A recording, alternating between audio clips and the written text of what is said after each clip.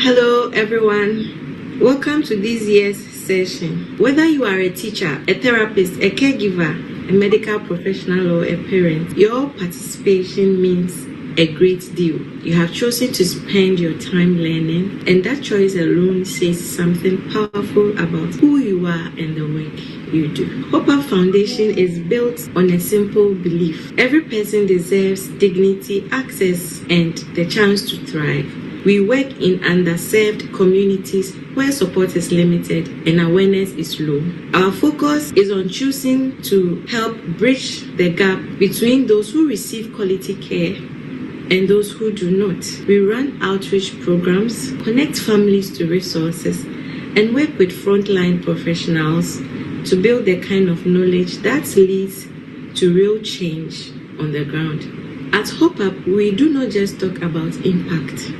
We go where it is needed most. We felt it was important to mark this year's Autism Awareness Month with more than a social media post.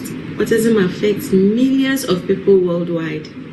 Yet, many who live and work with individuals on the spectrum still lack the tools and training to offer meaningful support.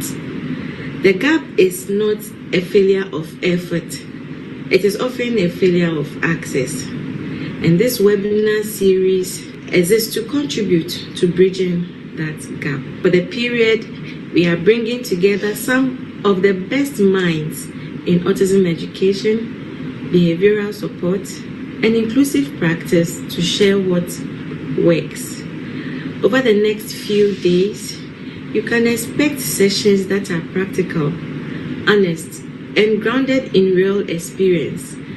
We will cover communication strategies, sensory considerations, classroom and workplace inclusion, family support, and much more. Each session is designed to give you something you can use right away. There will also be dedicated time for questions, peer discussions, and shared reflections, including post-webinar support. This is not a passive experience. We want you to leave each session feeling better equipped than when you arrived. Alongside the webinar, we are offering continuous professional development opportunities for those who work directly with individuals on the spectrum. These are structured, accredited, and built around what practitioners actually need. We understand that your time is limited, so everything has been designed to be focused and meaningful, because learning should feel useful and not like just a tick of a box. We are grateful to every speaker, partner, and participant who has made these webinar sessions possible.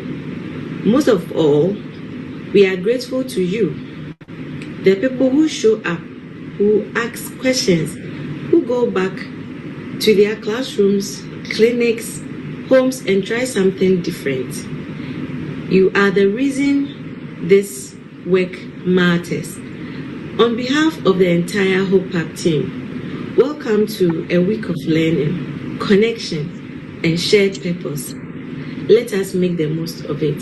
Thank you very much.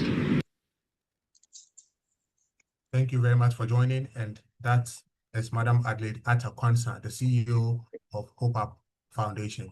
Our speaker is active, and we will take the speaker intro. Then afterwards, the speaker will come on to speak to us this evening. Our speaker is no other person than Madam Lara Oshinuga.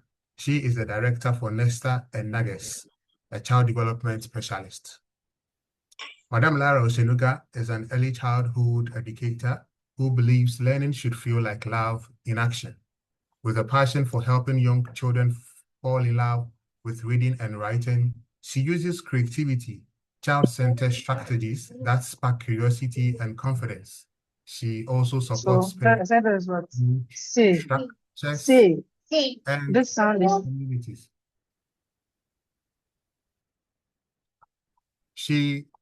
With a background as an administrative professional, Lara brings the same clarity and organization into family life, helping parents replace daily chores with routines that feels gentle, sustainable, and rooted in connection. She is the founder of Nesta and Nuggets, a space dedicated to help family build strong foundation through structured routines and intentional parenting practice. Her parents unlearn and relearn how to create homes that feels grounded, predictable, and deeply connected. She holds a bachelor's degree in English language and certificate in early childhood education and certificate in early child and train in Jolly Phonics and ESL. A passionate homeschool advocate, she is also working towards becoming a dyslexia practitioner, continuing her mission to champion learning environments that feel safe, stable, and full of growth. With a virtual clap, as we always do, let's welcome our wonderful speaker, Madam Lara Oshinuga. Madam, you are highly welcome. Hello, good evening. If you can hear me, I hope you can hear me. Can you hear me? Fantastic. We Yes? can all hear you. Yes. Hello, good evening, everyone. Good afternoon, where I am. Good morning to you, wherever you are. Thank you so much for joining us today. A big thank you to Hope Up Foundation and partners, members, team members, everyone. Thank you so much for this privilege. We don't take it for granted at all to share my journey with you today. It's been a journey indeed, and I'm happy to celebrate with everyone who has decided to partner with this opportunity. And I hope that you take something home with you today. Without further ado, I'm just going to jump right into the whole presentation. It's just a very short one. We have 1 hour, which is exactly 1 hour of my break. So I won't be taking much time, but I believe that if you do have any questions at the end, you can always type your questions in or send your questions to the host and then they will pass it on to me. So thank you so much for having me. I will be sharing my screen. Just 1 second. Okay. Okay, I believe you can see my screen. I just want to be sure that you can see my screen. Great, we can see it. Yes, you can. Wonderful. Okay. So, my presentation today, like you all know, as you can read, is what I wish I knew earlier, a parent's guide to the neurodivergence journey. Um, so basically a little about me. After all the wonderful things they said about me, I keep wondering if it's me they're talking about, but then, it is what it is. I was born and raised in Nigeria. The funny thing is I grew up among a lot of Ghanaian teachers. So I cannot speak Ghanaian or I cannot speak Ghanaian language, but I can understand a few things. I had a lot of Ghanaian teachers growing up in school. And then I got married. I relocated to Japan and then I moved here to Canada. In Japan, in Nigeria, I worked as a PR and advertising specialist, and then I moved into Japan. I became a K teacher, and then as kindergarten teacher, of course. And then I became certified in ECE level 2, got my degree in school, and then I decided to push further. I said, there's more to learning. And then I decided to, get certified with Jolly Phonics. I currently work as an admin and I love children. I love children. But I realized that if you love the children and you don't support the parent, everything is not going to work out fine. So I'm not a clinician. I'm not a specialist. I'm going to talk to you today from my journey of learning, unlearning, relearning, all about neurodivergence, So, um, so basically, what is neurodivergence? Like in its simplest form, it just means having a brain that works differently from everyone else. Like if you see a child that is thinking differently from others, you can easily spot them. They're usually, more focused on something more than others. It's not easy for them to move their brain from one thing to a neurotypical child. Like a neurotypical child would do math when it's math time, would do English when it's English time. A neurodivergent child will want to read a book when every other person has probably gone to play outside, or will want to sit down and build Lego blocks when every other person is probably coloring arts. Like their brain works and sees things absolutely different from the regular, traditional, and conventional way that everybody knows it to be, right? And it's also a way to describe natural differences in how people think, how people learn, and how people process the world. Like, for neurodivergent children, they're not your regular sit down in the classroom, do worksheets kind of children. Some of them are, but majority of them are not. Neurodivergent children, sorry, can actually learn while jumping on a trampoline. They can learn numbers, alphabets, words, spelling. I don't know if anybody has watched this movie called Akila and the Bee. If you have, you remember when the girl was learning her spelling bee, she was skipping because the teacher realized that for every time she was skipping, she knew what to spell. So that is a neurodivergent child, very focused on spelling, very focused on accuracy, and very focused on timing. They are very, one way focused kind of children, and they put all their energy into whatever it is. So some examples of neurodivergent conditions are autism, which is why we're here today, ADHD, dyslexia, dysgraphia, dyscalculia. There's a lot, it's a whole spectrum as it is. So some children fall borderline, some children fall below, some children are high functioning. It really just depends on, whoever you interact with at the end of the day. And I also wanted to highlight here that there's a difference between a learning difference and a learning disability. Now, a learning difference is the style and the pattern a child learns. A child can actually be a kinesthetic learner. These are children that when they touch things, they know what they're doing. It could be an audio visual learner. That's a combination of audio and visual, which means the child can actually listen and see at the same time. The child can actually be a visual learner on its own. When they see things, they grasp it. They just look at pictures and they know. Some are auditory. They just listen to music, they listen to sounds, they know what it is, like that. So there are different types of learners. This is where you have the learning differences. Now, a disability is a different kind of ability that children learn, which is where we have, severe cases like the dyslexia, the dysgraphia. That is commonly an ability that has not been, you know, activated, or would I say is kind of like low functioning in a child. So you need to understand the difference before say, oh, this child has a disability. Or you need to know if it's a difference or a disability. Again, a difference is the style of learning of a child. A disability is the ability they lack to be able to learn something, which is where autism now comes in full picture. Okay, so I'll move to the next slide now. These are some quotes for you that I would like to explain. So here we have neurodivergence cannot be standardized, which is where we have standardized tests. We have the WAEC in Nigeria. We have the, I think, BECE or something in Ghana. We have standardized tests everywhere. A neurodivergent child may not function really highly with standardized things, right? They are like, it's like a unique blueprint for a mind. They see more than the regular. They're like hyper focused on one thing more than they are focused on the other things. So whenever you see a child that is deeply focused in something, you have to find a way to get them moving from that thing gradually to the other. They don't know how to transition, real quick. They transition gradually in chunks, in little pieces. You have to tell them, like, it's a timer for them. Like, you have 5 more minutes on that work. You need to be done in 5 minutes. Then they're looking at the timer. Okay, the timer is counting down 4 more minutes. That's the kind of transition that helps a neurodivergent child. Now, another thing is neurodivergent people, they're not hard to love. They just need people who understand and listen differently.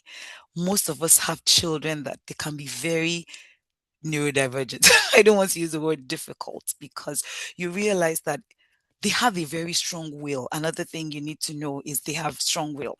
You tell them to do A, they'll do B, C, D up to Z, and they would leave that A and say, no, A is what you want. I want to do B, Z to Z. And then you find parents yelling, they're yelling at them. You never listen to me. When I tell you A, you don't do B. I mean, this is me and my son when we're having a regular a regular day. Like, I told you to do this. I was like, Mom, but I tried it this way and it still worked. And then I'm like, okay, yeah, it worked. But then he did it his own way. He didn't do it my way. He did it his own way because that's just how they think. So it's sometimes very easy to label these children. It's very easy to, put tags on them and say they're difficult, they don't listen, they're stubborn, they are naughty, they don't sit in one place. It's not because they don't want to, it's just because of the way they are wired. They do things absolutely different from every other child. They don't sit down to learn. They could stand to learn. They could listen to learn. They could listen to music. You see people that are in their offices and they're listening to jazz and they're working. That is a neurodivergent human being, live and direct. Some of them are snapping their fingers and they're listening. And you're like, how are you able to focus, snapping your fingers at the same time, eating something, and you're able to submit your work on time?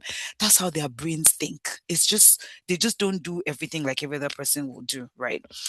So, another thing I wanted to just put out here is, for me, everything I'm discussing today is from a place of experience and a place of education, because I do have a child that I'm raising who is fantastic, by the way. He's 13 now, but he's a bundle of energy. I call him my bundle of boys because it's just like onions. I see different layers every day. This is where the neurodivergence comes in for me. It's just, a whole lot of him that I get to see in a day. I can say like 10 types of him in a day, which is why I say they're not hard to love. You just need to understand how they're wired. And when you do this, it makes it easier for you to understand who they are. So I'm going to move on quickly. So for us, starting my journey here, there were some signs that we noticed with him. My son, had more sounds and less words. Like, he will see a helicopter and he will go gum, gum. And I was like, yeah, that's a helicopter. He knew the sounds were helicopter, which is four, but he never said the word helicopter. He was a gum. So I thought, oh, well, maybe it's just the sound that is more interesting to him than the words. I didn't take it too seriously. And then I realized that when I set him down to sit down to do worksheets or do learning, my son is jumping on a trampoline and he's reciting A, B. And I'm like, what kind of child are you? This was in our early stage, jumping on a trampoline, or he sees a bus passing by. He's like, bus, two buses, one bus, and he is just fixated on certain things and he's able to identify them. Other things are really not of interest to him. And then because we're living in Japan as well, it was very easy for him to be the noticeable child because he's cream or like brown colored skin, right? And all the other kids were Asian and vanilla color. If I will use that, my son was very chocolate, and he was the only child that was chocolate in the entire school of maybe about 400 children. So it was very easy for him to be noticeable, anything he did, right? And then I also noticed that he had a challenging time with issues with his clothing. If he had the label at the back of his shirt or at the side of his shirt, he would tell me to take it off because they were either itchy or scratchy or making him uncomfortable. Now, these are signs I had no idea, because this was my first child. I was living in Japan. I was just learning Japanese. I had no idea. And then I realized that he was very good with visuals. If he looks at something one time, two times, he grasps it immediately. If I write it down, he became very good with looking at things and grasping them immediately. The same thing with repetition. If he hears something once, he's singing it over and over. My son could put a song on loop even till now for a very long time. He could just keep looping the song, just looping. And it made him very quick to pick things, that other children will have to read long books about. My son would just pick it up. Another thing was impulsivity. My son didn't know whether a car was coming to the left or coming to the right. He would just run off my hand. And I thought then that he was just exploring his environment, but he would just dash out. And I'm like, why are you just running away from me like that? Why, And then he had a very high pain threshold. My son would touch the candle of the fire and the candle and he will feel normal. And I'm like, okay, maybe he's just learning the difference between light and dark, whatever. But he would touch hot things and he wouldn't feel too much pain. Like other kids that would probably just fling it, he wouldn't feel too much pain. He was a picky eater. And like I said, he was very fixed on specific sounds and objects. His was automobiles. He loved trains. He loved planes. He could identify every single plane with every single engine, the capacity. He could tell you is a Nautica 411 with 4 engines. And I'm looking at him like, are you going to use it to pass an exam? Because it was a lot for me. He did the same thing with trains. And of course, in Japan, they had a lot of trains. He knew all the models, all the sounds. It was heavy on automobiles. And this was the beginning for us, right? This was where we knew that, okay, we need to, go further and see what we could do or how we could help him to channel all these things. Now, it was a bit confusing for us because we didn't know what to do. I had to start talking to people around me like, okay, what do we do? How do we help this boy sit down and learn? Because a neurotypical child will sit down in the classroom and do what you need to do. But my son was just, learning on the go with a snap of a finger, with visuals, with sounds. And it was hard for me. I didn't know what to do. I was confused. I thought something was wrong with him. I wanted to help him catch up. I wanted him to fit like other children, sit down and learn like other children, for crying out loud. I wanted him to be more academical than social because I was like, you're already a social butterfly. Everywhere you go, everybody knows it's you. It was a whole lot of pressure. And I'm hoping I'm relating to somebody here today who can relate as a parent, who has a child that is not your regular, neurotypical child, right? And that was then my perspective began shifting. And of course, I want to believe some of us on this call might be Christians, you might be a believer in some sort of way.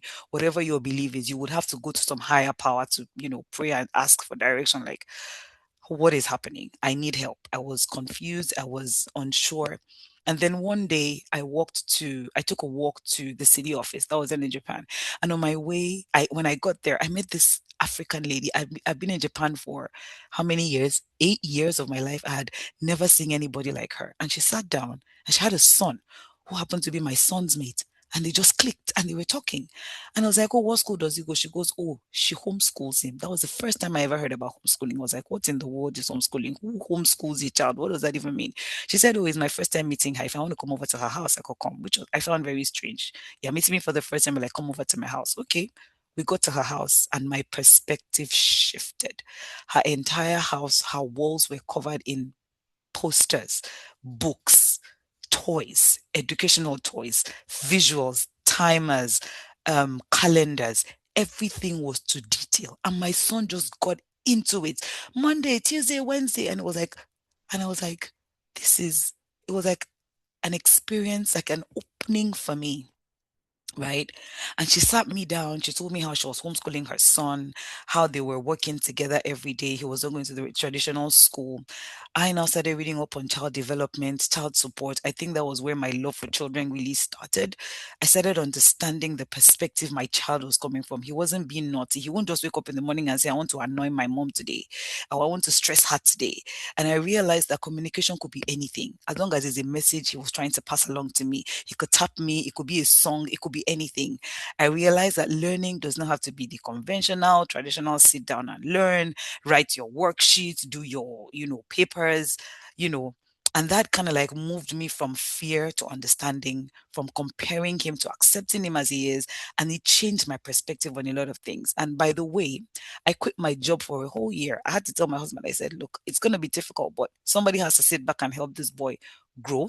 So my husband kept working and I had to stay back home and continue working. Continue homeschooling my son because we really we needed to understand the kind of child we were parenting, right? We needed to understand the perspective we were going to be going from here. And it shifted everything. My son bloomed like I had never seen. All my money, I mean, Amazon made money off me that year because I went to Amazon, I got books, I got materials, I got objects. I stopped schooling him traditionally. In the morning, we will wake up, we will go to the strawberry farm, we will pick strawberries, we will write about strawberries. We did a whole book about strawberries, we did puzzles about strawberries, we did pictures, good strawberry, bad strawberry, worst strawberry. We went to the sunflower farm, we took pictures in the sunflower, we went to the aquarium, we took pictures of the fish. Like, he has about 5 books at home now where we actually created picture books of him in real life. And we were writing sentences. This is a fish. This is a narwhal. A shark has 110 teeth. And so every time he woke up in the morning, he would look at his picture and he would read the sentence. And that was how his love for reading and pictures started. So if you're a parent and you're listening to me, I just want to use this to encourage you to say, don't feel like you're alone. Reach out to people that can help you. Reach out to people that can change your perspective about your child. Reach out to people that can, help you on this journey so you don't feel like the whole burden is on you. So that for me was where we started, exploring how my child, I removed my I didn't have furniture in my house. I removed my chairs. The only thing we had was a TV, a trampoline, a jungle gym, and a bean bag. So whenever he was done jumping on the trampoline learning, he would sit on the bean bag and maybe read a book. He would go to the jungle gym. Like my entire house had turned into a kindergarten. I put posters on my walls, even in the bathroom. When he's taking a bath, when he's brushing his teeth, there was always a visual for him to learn. There was a time cue everywhere. I literally changed my entire perspective to make him realize that he was not alone and we were here to support him. So here, what helps us thrive as parents or as parents, right? We started with communication. Like communication is very key. It's not until you open your mouth to speak to someone before you know you're communicating. Writing a letter could be communicating. Um, Tapping somebody on the shoulder, singing a song, anything at all, just to communicate to my son. So what we did was we got books. My house was packed. I didn't even buy clothes. I didn't buy shoes. They didn't matter to me at that time. I made sure that my house was a reading, learning, thriving environment. I tell parents, why are you buying a glass table when you have a 2-year-old and a 3-year-old? I mean, that's my perspective again. Like I said, this is experience. Why do you have a glass table for a 3-year-old when you know that there's a tendency for that child to either throw a toy or, you know, fling something at some point? It's going to break, it's going to crack. Or why would you want to decorate? I get it. You want to have visitors come to your house to make your house look nice. But if you have a toddler, a small child, 3, 4, 5-year-olds, they are learning their environment. They are blooming, they are booming. And this is the time you need to let them explore, right? This is why you need your child's skills to be groomed now, because most of these disabilities that people say only show up when they are being required, when they get to like kindergarten or grade 1 and teachers notice that something isn't right. It wasn't that it started that day. It started ever since they were younger, and then it built, and the time it was now required, they didn't have it. And then parents are running helter skelter like, oh, my son, oh, help my daughter. So what we did was we said a lot of read aloud. We had books in my house. We didn't have, like I said, we didn't have sofa. We had books, we had bean bags, so anybody could crash into anything at any time to get a book to read. We did one-on-one. We did a lot of voice changes. We would do high pitch voice. We would do comic voice. We would do low pitch voice. We did all that just to get him to visualize a lot of things, like, because not all books have pictures, right? And then we went educational with all our toys, all our games. We were going Lego. We were going plastic, bigger Lego bricks. We went with puzzles. We went with I had a toy vacuum cleaner. So when I'm cleaning and I'm vacuuming my house, he's doing the same thing with me. We're talking about cleaning, we're talking about the environment. I had a very visually structured environment because, like I said, my son is an audio visual learner. So I made sure that my house had visuals of everything he needed to do, like walking, running, emotions, days of the week, colors, numbers, alphabets, animals, everything, like plastered all over my walls. And that helped him every morning. So he didn't have to go to school. His home was his school. All he needed to do was look to the left. There was something to learn. Even I almost put it in the ceiling if I could, because if he's sleeping and he wakes up in the morning, he's able to see something on the ceiling, right? If you can, I encourage you to do that. It's a very good thing for children to wake up in the morning and actually see something on the roof to read, and we did that. And then his sensory needs as well, we needed to address that. I had to cut all the labels off his clothes. I didn't make him feel like he was, a different child, because you'd be like, it's easy for parents to get angry and say, leave it, it's just a label. Why are you so finicky about this thing? Those things, their skins are very sensitive. So you need to just understand, they don't want the label at the back of their shirt. They don't want their shoelaces poking them. Anything that will make them already feel uncomfortable. It was very important that we got rid of them. And then we also started trying a lot of meals because they can be very picky eaters as well. So we started trying him with meals, healthy meals, fruits. We would make smoothie, whatever we could do just to make sure that he ate, something good, because they have a tendency to want to eat sugar because it's a sugar rush. They just want to get hyper, learn everything, and then they crash. So diet was very important to us. Another thing was his learning and daily life, like I said, wasn't conventional. We never made it like you wake up in the morning, you have to sit down, do worksheets. He could wake up in the morning and start jumping on the trampoline and, singing a song he learned yesterday. Or he could decide to go to his jungle gym, or we could take a bicycle ride around the park, talk about nature as we're walking, talk about the trees, the kind of trees that we had, talk about the leaves that we found and all that. And we found out that we came from a perspective of strength-based learning. We use his strength as something that, we could use to push him towards learning. Because if you come from his place of weakness, you're going to have a problem, because they already see themselves as difficult, as challenging. Nobody wants to talk to them. Nobody wants to play with them. Nobody else. Their social life is already, an issue for them. So you need to encourage them from their place of strength, whatever they are very good at. Like, for example, if my son would have to clean the house for me, sometimes if I tell him clean out the dishwasher and he's already tired, I'm like, your place of strength is to always do something that, would add value to the house. And my son will be like, yeah, I know, mom. Like, "Yeah, but you're actually adding value to my house when you do that. And he'll be like, okay. I mean, reluctantly, but he would do it. I've encouraged him. So he's not seeing himself as I'm doing a chore. I never use the word chore in my house. I don't use chore. I don't use house cleaning. I tell him you're adding value to my house. You're adding value to yourself. You're adding value to people. That for me will resonate better, because when he does things like that, even when I'm not there and his inner voice is talking to him, the question is going to ask himself is, am I going to add value when I do this? That's how I want him to be thinking. So as then we move on to community, I had to find like-minded parents, Facebook page, going for events, calling all my friends, because I was in Japan, like I said, calling all my friends. When we moved to Canada, I joined all the Facebook pages I could. I got on LinkedIn. I got involved in a lot of, mentoring and coaching. There's an academy that I belong to. It's called the Intentional Parenting Academy by Wendy Ologi. I've been there for 2 years. I have learned, unlearn, relearn. I'm still learning, so it doesn't end in a day. You just keep learning because these children are growing, right? And then I also engage in recreational activities with my son. Like I said, we go to the park. My house was its own was already a recreational ground, but we used to go to the park. We went to the police station. We went to the fire station. Like, we went visiting places. We went to so many places: strawberry picking, orange picking, blueberry picking, farm. I made sure that everywhere he went, there was something to learn. And we always created a book out of it with pictures and sentences that helped him to grow. So, moving on. Now, this part is pretty, this is where a lot of parents kind of like have challenges, because you always feel like nobody wants to talk about it. Nobody wants to talk about the elephant in the room. Now, we had to, cut out a lot of things, including relationships, friendships, relationships, food, people, money, expenses. We had to cut things down because there was overwhelm. We were tired sometimes. We weren't sure of what tomorrow will bring, because today you already had a roller coaster. Tomorrow you're not even sure what will happen again with this child.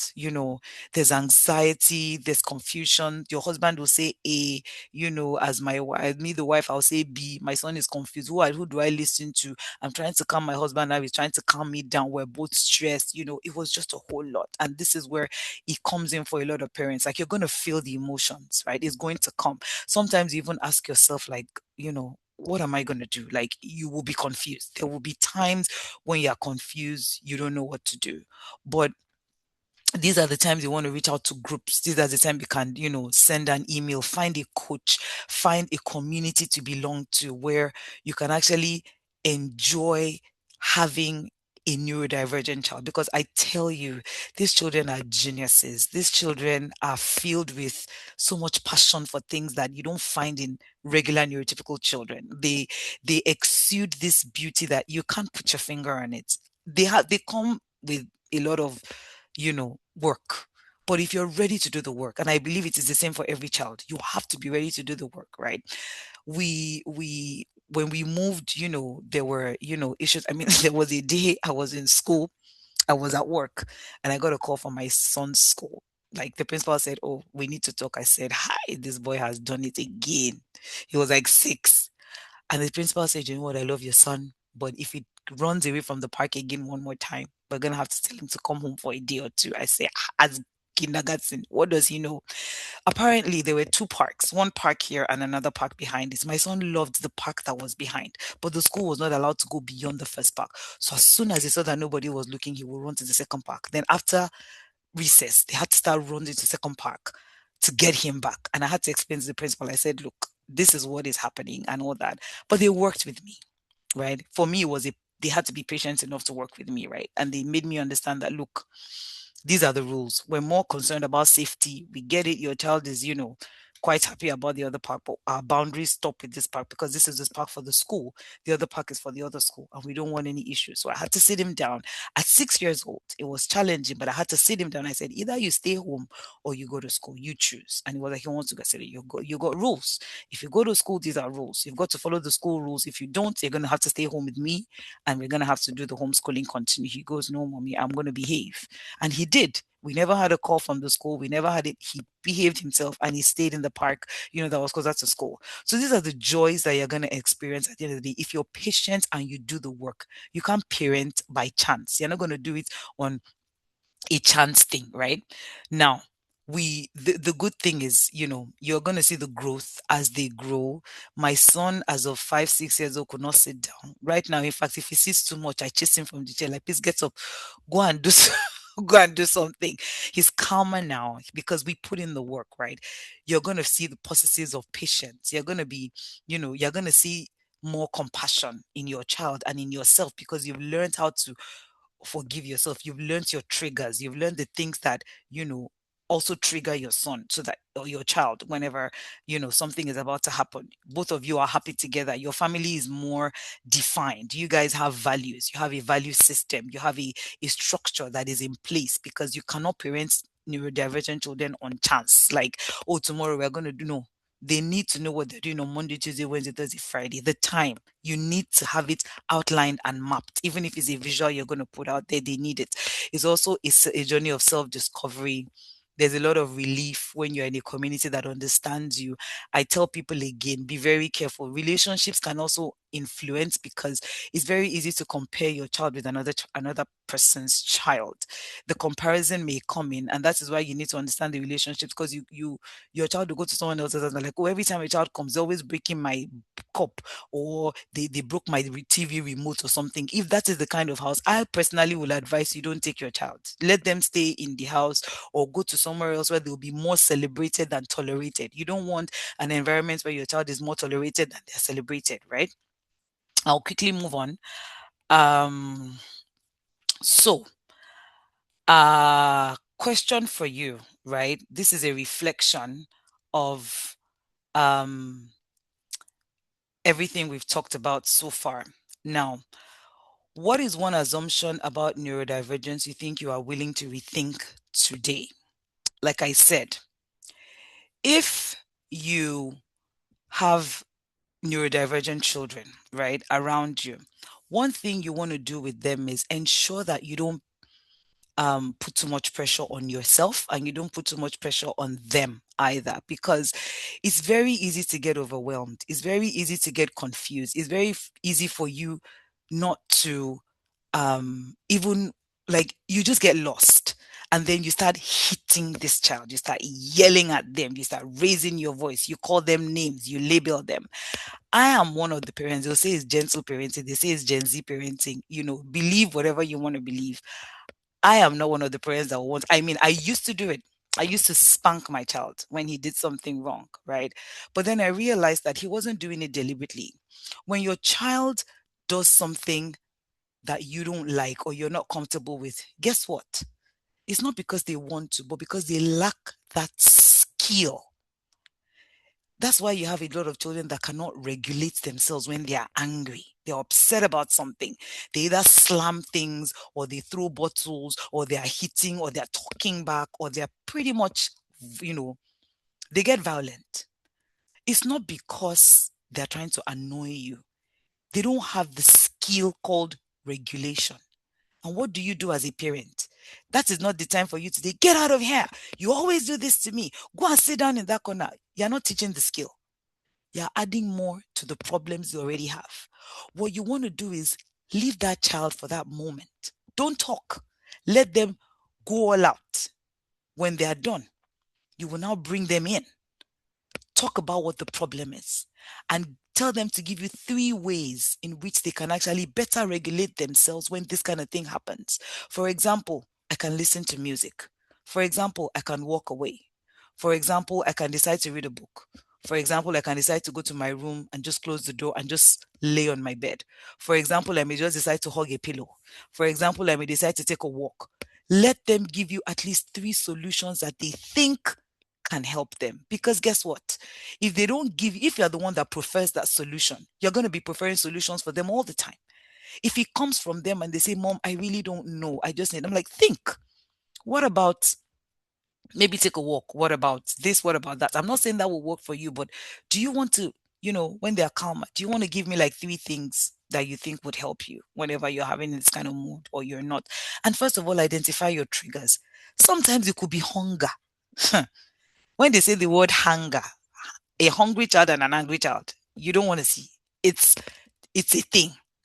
They are communicating to you, I am hungry. But because they don't have the skill, even speaking is a skill. They don't have the skill to speak and say, I am hungry. At that point in time, everything you are telling to them, they're not listening. Anything you're saying to them, they can't hear you because left to them, they are hungry.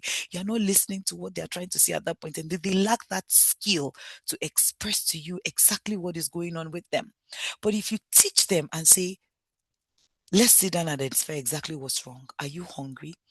Yes, I think so. Okay, maybe after taking a meal, let's come down and sit down and talk about this thing that is wrong. You'll be very surprised that all they needed to do was eat. You'll be very surprised that sometimes it could even be a homework that is so challenging, especially when it comes to math or writing or comprehension. They just lock down. They don't want to do it because they feel they don't have the skill. So instead of them even doing it at all, they don't do it. And some of them would actually even do it. They won't even hand it in to the teacher because they feel they didn't do their best. Now, this is where you now begin to encourage your child to come from a place of strength because you are telling them, look, you need to, first of all, identify what the issue is. Understand what's going on with you. Are you upset because of what your teacher said? Are you upset because of what the student did to you? Because it's very easy for them to blame. Another thing is they blame other people for their problems. Oh, it was because this person said it. That's why I did it. You have to make them understand that this is who you are. Identify who you are. Know yourself.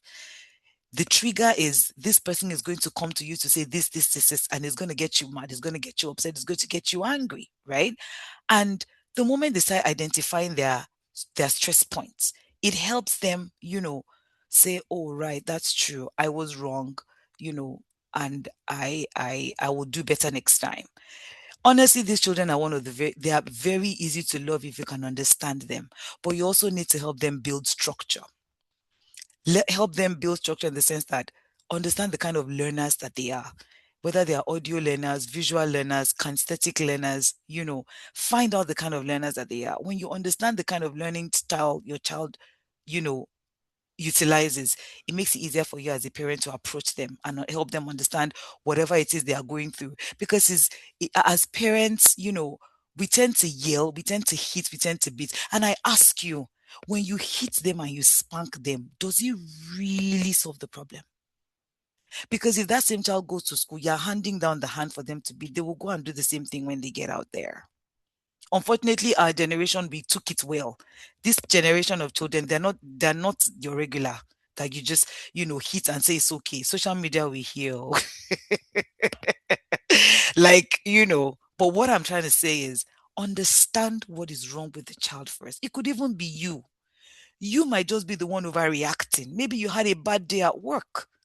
Maybe you're the one with the issue, but the child does something so small. It just sets off your whole alarm. I tell people, nothing in an emergency until you make it one.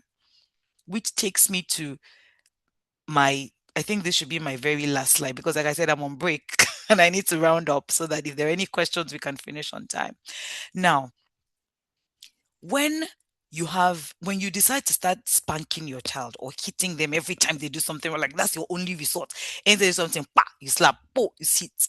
When they turn 16, 17, 18, and they're taller than you, are you going to jump high and slap them again? Or are you going to climb a stool or a table so that you can reach them to slap? Because that's the only thing you ever resorted to doing. I personally don't encourage it. There has to be an issue. And children don't misbehave if they have the skill to do it.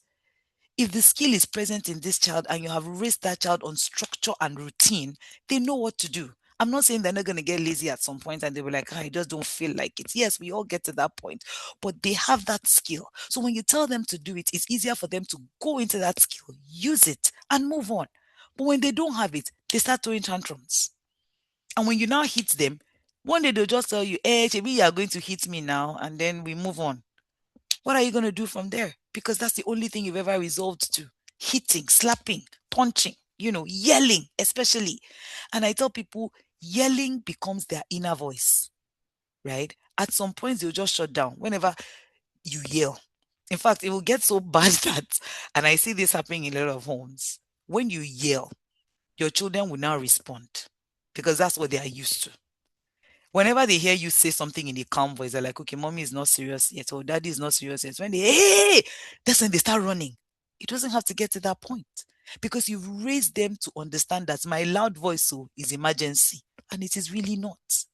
All you need to do is, whenever you need attention from your children, walk up to where they are.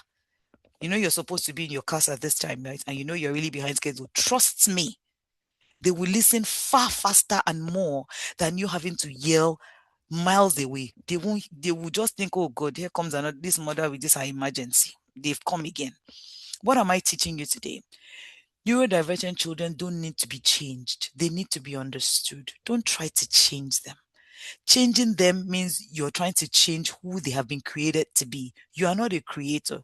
You are just a co-partner in raising these children for their destiny and their future. And the only way you can raise them right is for you to create structure and routines in your home. Let it be known that you wake them up in the morning, or they wake up in the morning with an alarm. There's a timer, there's a visual timer telling you, do this, do this, do that, do that. By the time, that way you even save yourself yelling. I think the reason why most parents yell is because you don't have a structure. You want them, hey, go to Auntie Kini's house, go and collect pencil for me. By the time they come back, hey, go to the kitchen and go and wash pots. When you're done with the pots, go and too many instructions. Why? Let them have a visual line of instructions of everything they're supposed to do. Go to this person's house at 4:00, 4:15. And that's how my son has been able to bloom. You don't have to be a perfect parent, but you must be willing to learn, willing to listen, and connect with your child. If you don't connect with your child, you cannot even correct them in the first place. I tell people you need to connect to correct your child. If you don't connect with them, you can't find them anywhere. They're not even going to listen to you. They'll be like, oh God, here comes the yellow of the house, or here comes our Samanja, whatever they call, Soja, whatever they want to call you. They're not looking for perfect parents. They're looking for parents that can understand, parents that can listen, parents they can learn from, right? Parents that can actually see their flaws and not use it as a problem for them, but use it as a stepping stone to help them, grow to be the person you want them to be. Now, another thing is the neurodivergent journey is a very long one. It's a parenting for life thing, even when they get married. My son is not married yet, but I can assure myself that even when he gets married, he's still going to call my phone and say, Mom, I need help, right? Because it's a lifelong thing and they're very different, but it's full of joy. It's full of beauty. It's okay to pause at some point, take a break. Tell yourself, am I doing too much? Am I doing too little? Am I doing the right thing? Am I doing the wrong thing? That's called reflection for yourself. And when you do that, your children or your child is also tempted to see, sometimes I see my mom just sit down, just listening to music. It's a thing they learn from you because they also learn how to pause. They learn how to stop and reflect. Not all the time filling their schedule, 9 to 10 swimming, 10 to 11 basketball, 11 to 12 football. No. Because even you yourself, you'll be overwhelmed with them as they are overwhelmed. It's okay for your child to be free the whole of Monday. They don't have any assignments. Let them be free. Let them go to the park. Let them enjoy the sunshine. Let them walk around, right? My last quote for today says, nothing is an emergency until you make it one. And I tell my son and I tell myself, I tell everybody that cares to hear, until you make it one, it is not an emergency. If your child trips and falls and you see blood, the moment you shout, hey, blood, oh, everybody help me, you've made it an emergency. But the moment you say, oh, wow, it's blood. Okay, what do we do? Let's wrap a bandage. Calm down. You put a bandage. You have taken control of that situation. It's the same thing with the child. They suspended my child today. You will call Auntie A, Auntie B, make it look like a family meeting for this particular one child. You made it an emergency. And that child is already beginning to have the fear of family because they're like, every time I do something, I'm the bad child, I'm the difficult child, I'm the naughty one. That's not who they are. But you will make them one and you will make them an emergency if you're not very careful. So today, one thing you want to learn, neurodivergent children, please don't change them. Understand who they are. Learn about different patterns, their ways of learning. Learn if the teacher calls you and tells you, oh, I noticed that your child has this, it's okay to check. Check with your pediatrician, check with your OT, like the lady that came, Mrs. George said yesterday, like check with your pediatrician, check with your OT, that's occupational therapist, check with your speech therapist, just check. Make sure that these things are okay, because at the end of the day, you want peace of mind and you want your child to flourish and bloom, in the best environment fit for them. So I think that was my life in a nutshell. I would have loved to share videos, or pictures, real life pictures with you, but again, time will not permit me. I have exactly this time frame to share with you today. So you can always reach me on LinkedIn. My name is Lara Oshinuga on LinkedIn. On LinkedIn, Facebook is Lara Osh, which is my last name, Nessas and Nudges. And then my email is nessasandnudges@gmail.com. Thank you very much. And I really, enjoyed spending this time with you. If you have any questions, please type them in the chat. I can't see my chat. So I'm just going to check in now. So thank you very much for listening. Thank you very much, Madam Lara. And that was a wonderful submission there. In fact, we have learned a lot. And so I think we have we have only one question in the question chat. It says, can you send me a picture of your room to learn from? Right. So You can send me an email. Please send right. me an email. Yeah, my email is nestersandnudgers@gmail.com. NESTERSANDNUDGERS@gmail.com. Fantastic. And so you can reach out to Madam Lara Oshinuga on LinkedIn, Facebook, Instagram, wherever you find yourself on social media. You can just connect to her, and she's all the time open. I mean, she's good at what she does. All right. Yeah. So when it comes to setup for children who are neurodivergent, and also how to set up a classroom, how to set your rooms, even in the house, how to get a corner for them to be able to thrive, you can connect to Madam Lara Oshinuga on LinkedIn. You can go do that now. Connect with her. She has a lot of stuffs on her LinkedIn platform that you can read for free. You can connect with her, and also you can also get in touch with her. Okay, so I think he said, how can we request for the continuous educational units? Okay, so that I'll communicate that with you at the end of the session. All right, fantastic. And so, are there any questions? If you want to speak orally, you can show your hand using the icon, and I'm going to unmute you so you can speak. If you Oh, I also should want type to my speak, email. Okay. and I think Nestersandnudgers Vicky want to speak. at All right, so Vicky, you can gmail.com. go ahead and unmute yourself, please. All right. Good evening, everyone. Good evening, ma'am. I am excited how far you were able to go to help your child. I have a 7-year-old Okay. who is non-verbal Okay. and also hyper. Yes, which is normal. Aha. It's very Yes. normal. Yes. But Yes. kind of, you see, you were able to get your son through some activities, and then he learns along. Yes. But with my son, getting him engaged is not something easy. Yes. Yeah, anytime I try, when he sees me holding paper and pen, he will just run away. Yes. Or he will be doing something by himself. When you join in, then he will stop and walk away. So, how do I engage him? Because I really want to engage him. And I'm also looking at, so how best can I help him learn? I am doing what I can. There are a few instructions I know that he's able to take, and I dwell on that and make sure that those things that he's able to do, at least I make him do it for himself. Like dressing up. Dressing up, when I started, it wasn't easy. Okay. He would just be screaming and screaming when he sees the clothes. But Okay. now I realized that there was one time, as soon as I handed it over to him, he just took it and then Wore um it. wore it over his head, and he was able to wear it.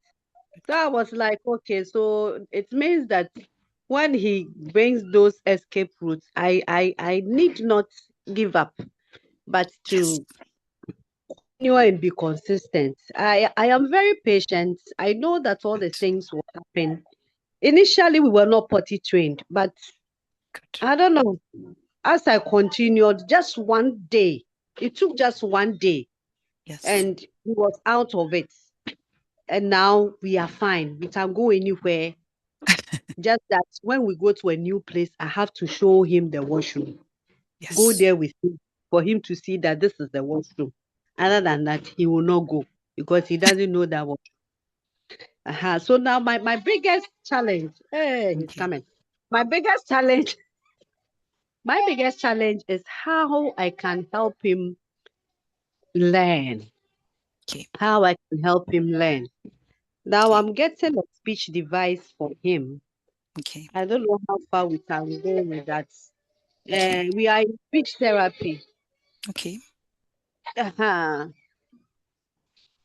Okay. Thank So you. any Is that okay? advice? Oh, could you jive? Okay. Thank you, Mrs. Vicky, for your question. I honestly applaud you. First of all, I would really applaud you for how far you've come. When you have a child who is nonverbal, it could be more challenging because you're not really sure exactly what you do wrong and what you do right. And what I would say is, first of all, it's good that you do have speech therapy. You also need to find the services an occupational therapist. I think you would also need the services of one. And then another thing is you need to probably discover your child's learning style. Because he's nonverbal doesn't mean he doesn't learn. If he sees paper and pen, he runs because that means his learning style is not your regular paper and pen. Maybe his learning style could actually be, like I said, my son learned jumping on a trampoline.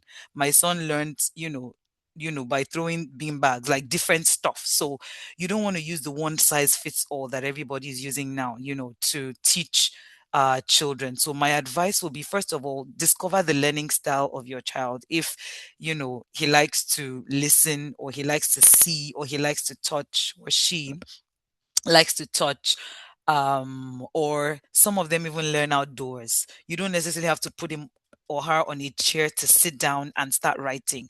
If they've already shown the fear of paper and pen, you don't want to go that route anymore.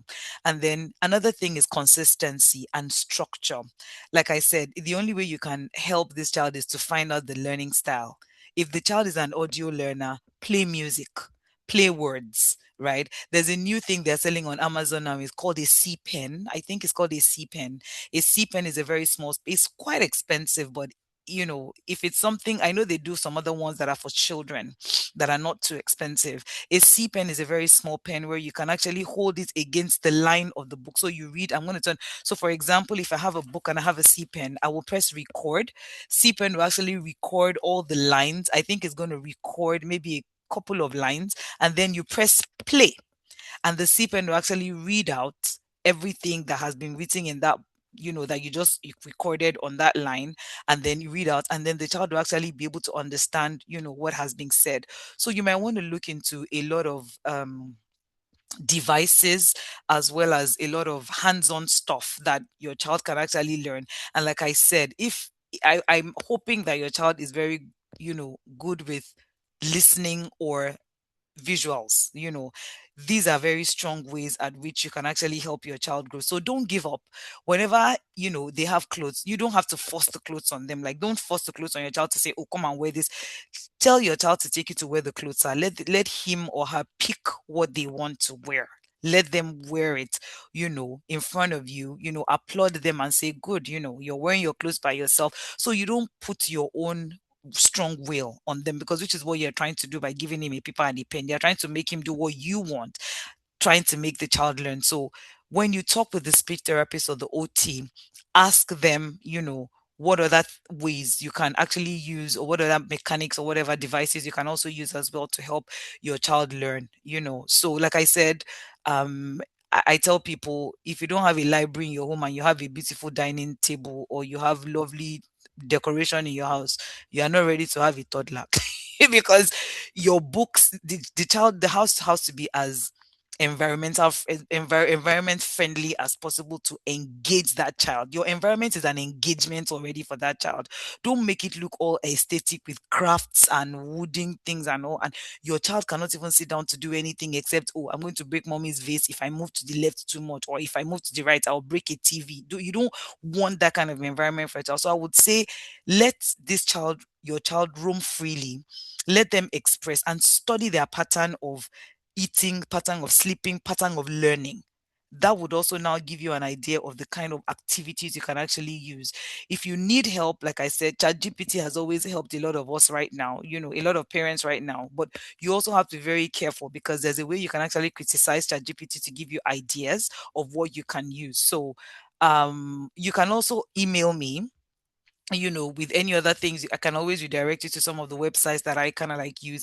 And I think you should also get in touch with the speaker that spoke yesterday, Mrs. Edema George. I think the Hope Up Foundation will be able to connect you with maybe her website or something, where you can actually speak to her more, because she is more,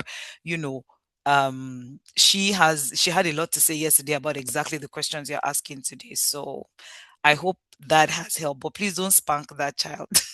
Do all you can to love them. They thrive more in a love environment. Thank you. Thank you very much, Madam Oshinuga. Any other question? I think Madam Oshinuga is on a time bomb, all right? Yes, she has to leave us Yes. and go. Any other questions? Yeah, I think go. somebody asked something in the chat.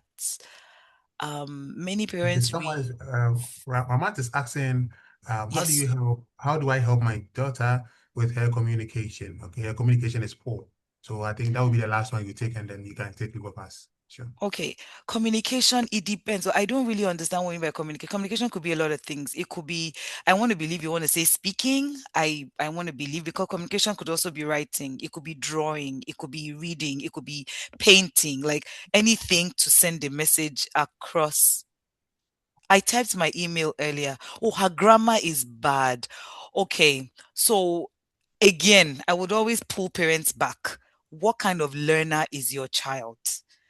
Right? What kind of learner is your child? Again, if you email me, I can send you links on my write-ups that I have. What kind of learner is your child? Auditory, visual, kinesthetic. You have to know the kind of learner your child is. If your child is an audio learner, if they listen to things, right? That is where you now be able to say, okay, what you just listened to, this is how it looks when you write it. So they are connecting what they're listening to what they are seeing. There's a connection in between, right?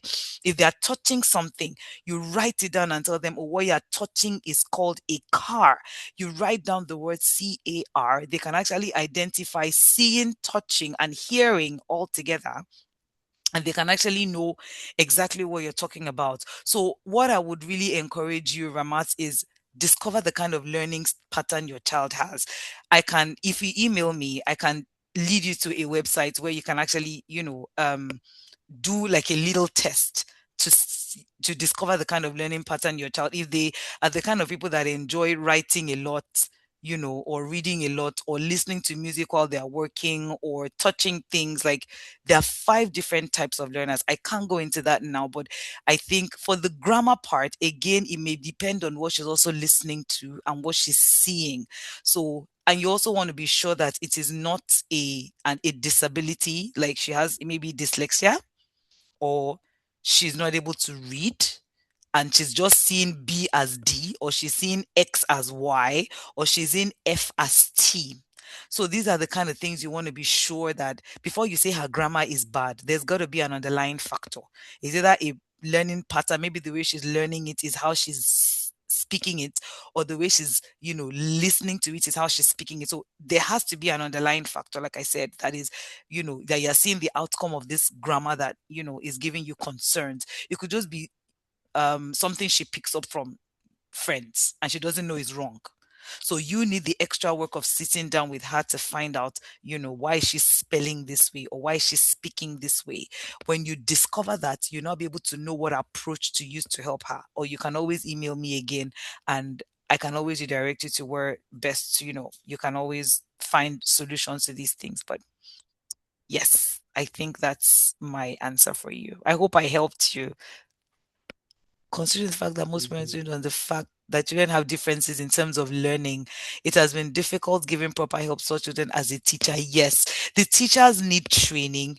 Parents need parents need training, teachers need training. You have to submit yourself ready for training. You cannot hand down what you knew in your generation past to this generation. It's not going to help you. What we knew then is not what is going on now. The way we learned then, we did a lot of cram and pour. You just cram everything and pass the exam and you pour. These children are more environmentally sensitive than cram and pour. They don't know how to read and just pour it in the classroom for an exam. They want to understand, why is the kettle green? Why is the water colorless? Why does it smell so bad? When they want to know everything, it's like a curiosity kind of environments that they have. So if you don't present them with that kind of thing, they're not interested. Nothing is intriguing them to want to learn. Nothing is piquing their curiosity. So teachers need training, parents need training. I'm willing to help. Reach out to me on my email. Let me know what we can do together, and then we go from there. Because if you're helping the children and the teachers and the parents are not being helped, you're wasting your time. It's wasted effort. The children will be learning, they will do the right thing. The teachers and the parents will not see the right thing, they'll see it as a wrong thing, and then the children will be confused all over again. So as the children are learning, I think the parents and the teachers also need to be trained all together as well. So it's a full circle. Okay, full circle that it was. Thank you very much, Madam Lara, for giving us extra time. Yes, in fact, we appreciate your time, and we say God richly bless you for pouring into us. And so, if you want to connect with Madam Lara, sure, you can feel free to take it with us. We are highly appreciative for your time this evening. If you want to connect with Madam I've Lara, put my emailing there. Yes. fantastic. That is Nesta and Nuggets. Okay, Nesta and Nuggets at gmail.com. Or feel free to just get in touch with her privately on LinkedIn, Facebook, Instagram. She was highly available to help you with all your questions. Okay, and I can tell some of them want to see the room of your child, and so I know. I'm sorry, I don't put his face on the internet I want him to grow up and make that decision himself. I don't put his face up on the internet, and most of the pictures of his room has him inside. So if I have to put it up, I have to remove his face or put a sticker or something so that you don't see. But if I do get a chance, I can always send it by email, or I might even make a LinkedIn post about it someday soon and just put it up so you can actually see. But yeah, it was a lot. A whole lot. I actually love Madam Lara's LinkedIn posts all the time. I mean, I go read them all the time. That is why I learn a lot of things all the time.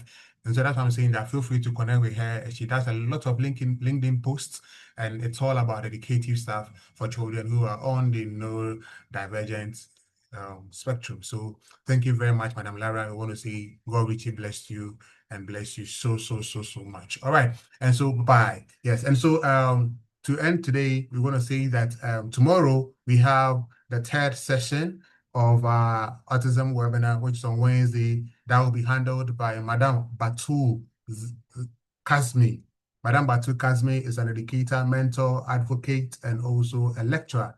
All right, she's going to speak more on what inclusion looks like in a sustainable era. We want all of you to join in exactly 6 p.m. tomorrow so we can kickstart. And I want to say that this particular program is supported by the Ghana Health Service, CTAA, Mend Mind Education, Spec Care Development Center, Bloom Development Center, South Sea Care Foundation, and Nesta and Nages. And it is the media partners are Marida Limited, Empire FM, and Radio 360. In case you require certification, I know some of you are teachers and you will need certification for your CPD upgrade and other stuffs. Fantastic.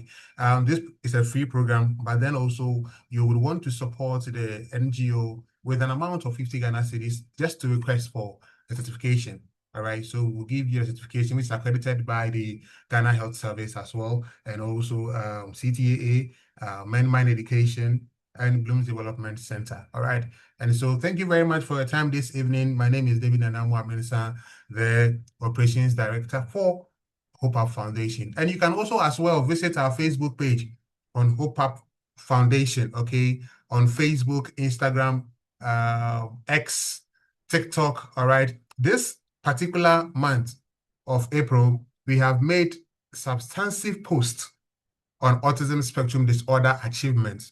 We've had a lot of people talking about autism, creating awareness, but they do not actually highlight on the key achievements of persons with autism. And so this year, our autism awareness, the theme is, it is good to be different, celebrating the milestones and achievements of persons with autism. And so if you go on all our social media handles, we have listed a lot of persons who have achieved with autism, okay, and the kind of careers they have been able to achieve with autism. Visit us on Facebook, Hope Up Foundation on Facebook, Hope Up Foundation on TikTok, Hope Up Foundation on X, Hope Up Foundation on Instagram, and all social media handles. You can read a lot of these achievements by persons with autism and how they were able to achieve them, okay, and that will be a lecture as part of the Autism Awareness Series that we bring to you, proudly sponsored by Hope Up Foundation. And so on that note, we want to say thank you very much for your time this evening. See you same time next week. It is bye-bye for now. Bye.